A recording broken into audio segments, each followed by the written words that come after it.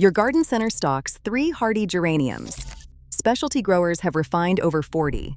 One of them was supposed to be sterile. That genetic accident gave us 5 straight months of continuous bloom, and nobody at the nursery will explain why.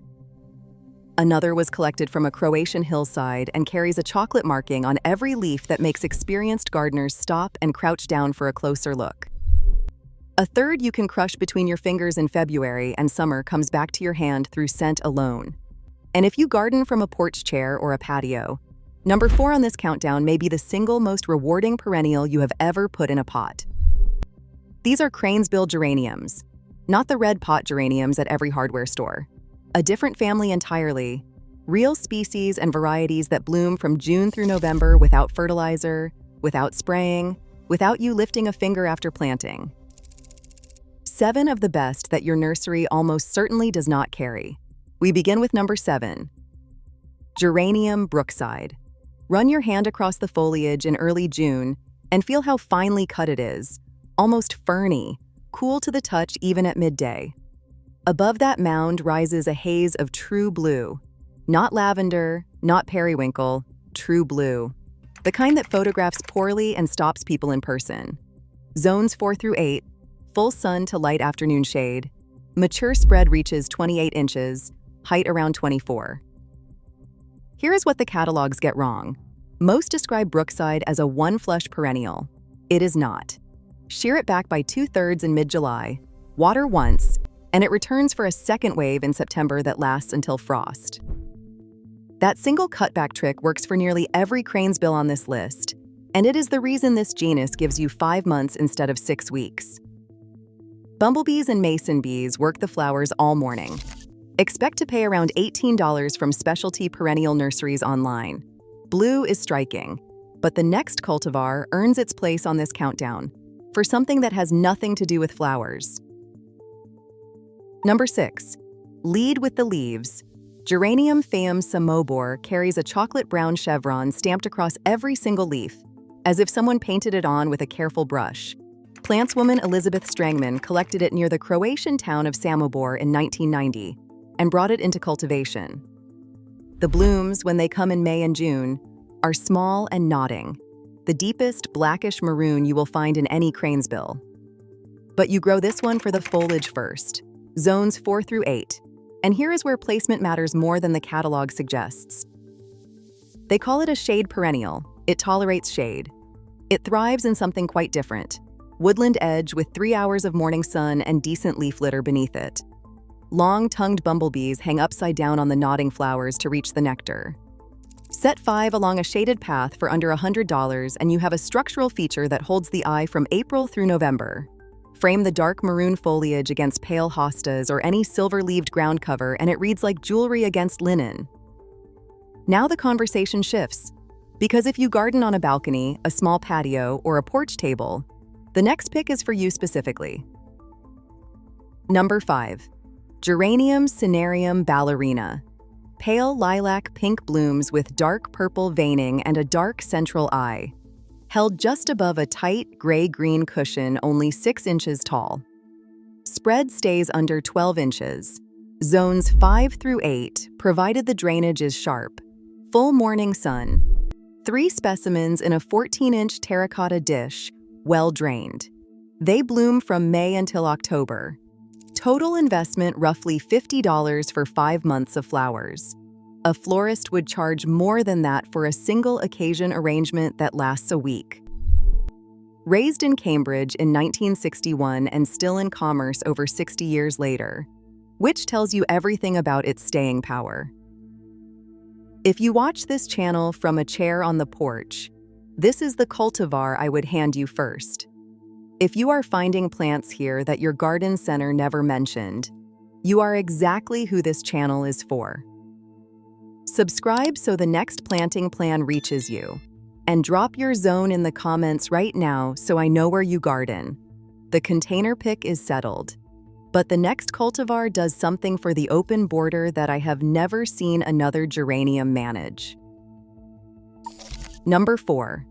Geranium Orion.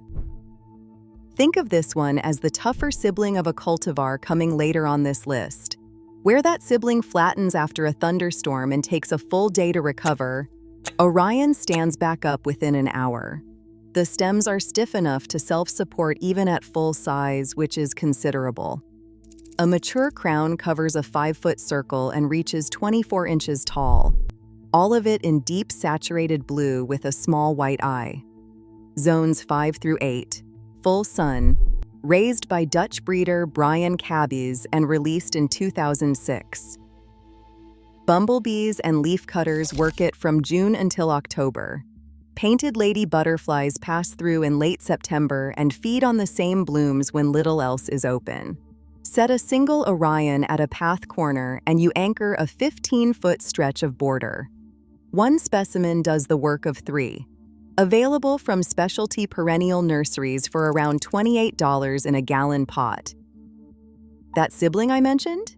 We reach it at number 2. But first, number 3 earns its place with something no other geranium on this countdown offers. Number 3, Geranium macrorhizum Ingwersen's variety. Crush a leaf between your fingers. The scent is unmistakable. Resinous, balsamic, somewhere between sage and old cedar. Not faint, not subtle. A scent that fills your hand and stays on your skin for an hour. The blooms are soft pink, smaller than the showy hybrids, held in clusters above thick aromatic foliage. Zones 3 through 8, part shade to full sun. Crown reaches 18 inches tall and spreads indefinitely as a slow ground cover. Collected by Walter Ingwersen in Bulgaria in 1929 and never out of cultivation since. 97 years of continuous propagation. Here is what the catalogs bury in the fine print. The same volatile oils that create the fragrance also discourage rabbits, voles, and groundhogs. Not a fence, not a spray. The chemistry of the plant itself. A 12-foot run planted with 8-quart pots, roughly $120 total, will keep rabbits and groundhogs from eating your plants for decades. The foliage stays evergreen in zones 6 and warmer. Pull a leaf in February, crush it. Summer returns to your hand. That is what a plant can do when it has been quietly proving itself for almost a century. And now the cultivar I have been building toward since the opening of this video. Number 2. Geranium Rozanne. I mentioned a genetic accident in the first 15 seconds. This is the one. A chance seedling discovered in a Somerset garden in 1989. From early June until the first hard frost in November, this single perennial produces violet flowers with white centers, 2 inches across without a single break. 5 months. No deadheading. No feeding. Zones 5 through 8. Full sun to part shade. A mature specimen covers a 4-foot circle and holds a height of 20 inches. Here is the explanation almost nobody gives. Many sources say Rozanne is sterile and therefore needs no deadheading. True, but the sterility is not just a convenience. It is the engine. The plant keeps trying to set seed it cannot make. It never receives the hormonal signal to stop flowering.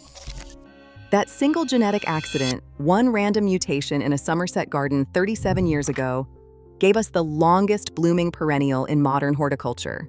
Honeybees, leafcutter bees, and the occasional hummingbird hawk moth visit the blooms from dawn until dusk. Named Perennial Plant Association Perennial of the Year in 2008. Available from most specialty nurseries for $25 to $30. Plant 1, then plant 3 more. A grouping of 4 covers a border that would cost several times more to maintain with shorter-lived perennials replaced every other year. That is the math that changes how you plan a garden. And now the final cultivar. The one that quiet specialists name first when asked what they would grow if they could only choose one. Number 1. Geranium pratense Mrs. Kendall Clark. Named for a Victorian gardener. Continuously propagated for over 100 years. 3 continents. Countless divisions passed hand to hand across generations. And still, after a century of hybridizers trying to improve on it, nothing has replaced it. Pale gray-blue blooms veined and washed with soft pink, held on airy stems 30 inches tall, above deeply cut foliage that turns butter yellow in autumn. Zones 4 through 8, full sun to light shade. Here is the truth that contradicts the catalogs. They warn that meadow cranesbills go dormant in midsummer. Mrs. Kendall Clark does not. Cut it hard after the June bloom, water once, let it rebuild. A second flush arrives in late August and runs to frost. The same cutback trick we started with at number 7. It is the thread that runs through this entire genus. Set 3 specimens in a triangle for around $60, and you have the cornerstone of a border that needs nothing. No spray, no stake, no feeding. It just blooms, year after year, quietly. 100 years of gardeners passing it along cannot be wrong.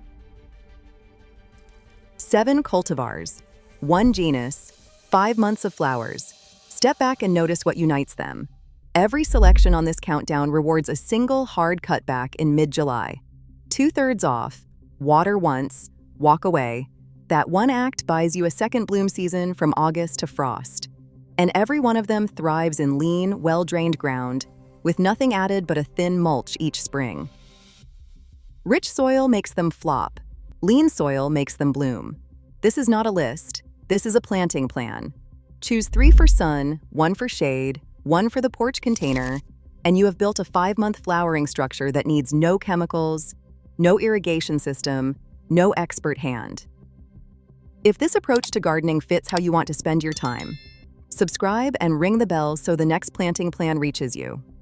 Then tell me in the comments which cultivar you will try first and which zone you garden in so I can follow up with specifics. Go plant cranesbills.